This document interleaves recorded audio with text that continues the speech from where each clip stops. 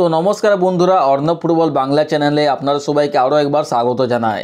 তো বন্ধুরা, আপনারা সবাই তো এই কথাটা জানেন কি কালকে FC Goa versus Mohun Bagan super জায়ান্টসের ম্যাচ হতে চলেছে। তো বন্ধুরা, আজকের এই ভিডিওটির মধ্যে আমরা এই দুটো দলেরই স্টার্টিং 11 এখানে বানাতে চলেছি। তো বন্ধুরা, যারা চ্যানেলে প্রথমবার এসেছো কিসের ওয়েট করছো ভাই, চ্যানেলটিকে সাবস্ক্রাইব করে পাশে থাকা বেল আইকনটিকেও প্রেস করে দাও, তাহলে সবার থেকে প্রথমে যে খেলার আপডেট, মোহনবাগানের যে আপডেটগুলো আসবে সবার থেকে আগে আমি তোমাদেরকে দিতে পারি। তো চলো বেশি টাইম না ওয়েস্ট করে শুরু করা যায় এই ভিডিওটা। তো বন্ধুরা, সবার থেকে প্রথমে যদি আমরা এই দুটো দলেরই পয়েন্টস টেবিল নিয়ে কথা বলি, তো বন্ধুরা এফসি গোয়া তারা বন্ধুরা 4 নম্বর স্পটে রয়েছে 19 পয়েন্টের সাথে। আর ওইদিকে যদি আমরা একটুখানি মোহনবাগানের নিয়ে কথা বলি, তো বন্ধুরা মোহনবাগান সুপার জায়ান্টস তারা 1 নম্বর স্পটে রয়েছে 26 পয়েন্টের সাথে। তো বন্ধুরা, দুটো দলেরই এই ম্যাচটা জিতে অনেক বেশি জরুরি।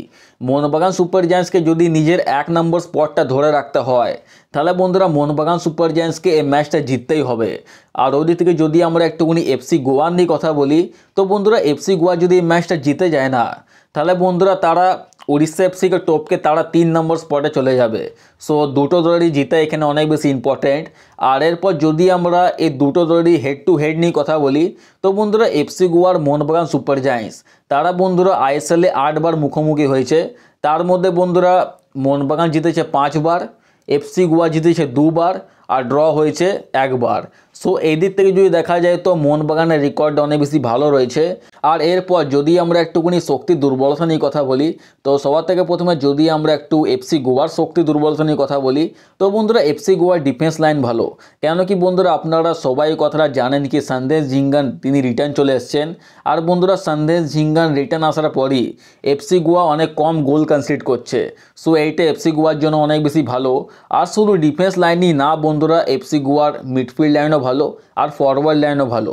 এফসি গোয়ার যদি আমরা উইক পয়েন্ট নিয়ে কথা বলি না বন্ধুরা, তো বন্ধুরা এফসি গোয়া শুধু একটাই উইক পয়েন্ট, সেটা হচ্ছে তাদের গোলকিপিং লাইন। কেন কি বন্ধুরা, আপনারা সবাই কথাটা জানেন কি হৃতিক তিওয়ারি তিনি বন্ধুরা এতটা বেশি এক্সপিরিয়েন্সড না। সো মোহনবাগান যদি এই ম্যাচটা জিততে চায়, তাহলে বন্ধুরা গোলকিপারের উপর প্রেসার বানাতে হবে। যদি গোলকিপারের উপরে প্রেসার বানাতে পারে মোহনবাগান সুপার জায়ান্টস, তাহলে বন্ধুরা এই ম্যাচটা মোহনবাগানই জিতবে। আর ওইদিকে যদি আমরা মোহনবাগানের নিয়ে কথা বলি, তো বন্ধুরা মোহনবাগানের গোলকিপার তো world best goalkeeper, India best goalkeeper, সেটা তো আপনারা সবাই জানেন। আর এরপর ডিফেন্স লাইনও ভালো মোহনবাগানের, মিডফিল্ড লাইনও ভালো। আর ফরওয়ার্ড লাইনে একটুখানি প্রবলেম আছে, কেন কি জেমি ম্যাকলারিন চলছে না, আর ডিমিট্রি পেট্রাটস ভাই সেও জানে না ভাই চলছে না, সেই জন্যে ফরওয়ার্ড লাইনটা একটু উইক আছে। নাহলে যদি দেখা যায়, নাহলে মোহনবাগানের সব কিছু জিনিস ভালো, মোহনবাগানের উইঙ্গার ভালো, মোহনবাগানের মিডফিল্ড ভালো, মোহনবাগানের ডিফেন্স ভালো, আর মোহনবাগানের গোলকিপিং লাইনও ভালো। সো দেখা যায় তো মোহনবাগানের সব কিছু জিনিস ঠিক আছে, শুধু এখানে ফরওয়ার্ড লাইনটা একটু উইক আছে। আর ওইদিকে যদি আমরা এফসি গোয়া নিয়ে কথা বলি, সো এফসি গোয়াকে যদি হারাতে চাই মোহনবাগান, তো বন্ধুরা এখানে গোলকিপারের উপরে প্রেসার বানাতে হবে। যদি গোলকিপারের উপরে যদি প্রেসার মোহনবাগান সুপার জায়ান্টস বেশি বানাতে পারে, তাহলে ভাই এই ম্যাচটা লিখে নাও মোহনবাগানের হাতে রয়েছে।